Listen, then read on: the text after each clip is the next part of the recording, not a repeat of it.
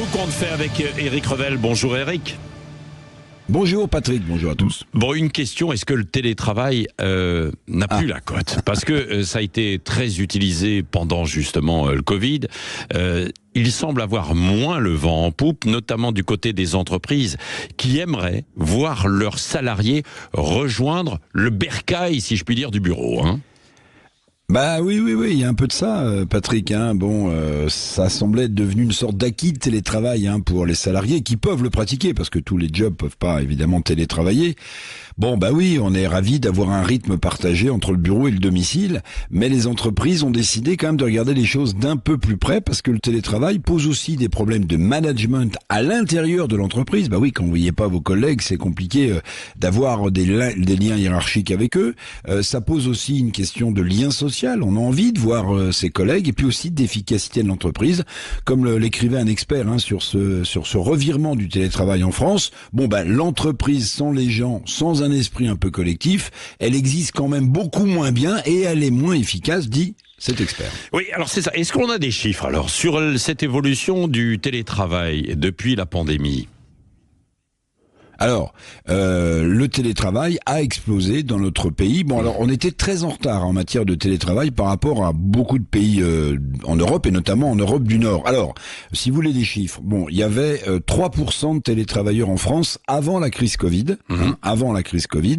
Ce taux est passé, Patrick, à 40%. Pendant la pandémie, et reste très élevé, puisque je regardais les chiffres. Il y a encore 36% de collaborateurs en 2022 qui font du télétravail, et parfois, on peut se le dire aussi, il y avait en plus des RTT, des week-ends prolongés, le télétravail, pour autant, ne va pas disparaître du jour au lendemain, disent les spécialistes, mais le travail va devenir plus hybride entre présentiel et distanciel. Oui, bon, vous dites que ça ne va pas disparaître. Pardon, mais certaines entreprises sont en train de le bannir quand même de leur organisation.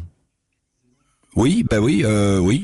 Alors par exemple, je vais vous donner le nom d'une entreprise qui a décidé de supprimer, alors provisoirement peut-être ce télétravail, c'est le Groupama Immobilier, qui a décidé de tester le retour en présentiel à 100% de ses collaborateurs. D'autres groupes limitent aussi le télétravail maintenant, à 2 jours maximum par semaine. Mais attention, au-delà de l'habitude prise par des millions de salariés, le télétravail a aussi des aspects très positifs. Et notamment, très simplement, en limitant les déplacements, si vous restez chez vous, ça a un impact sur la pollution voiture ou l'utilisation des transports en commun.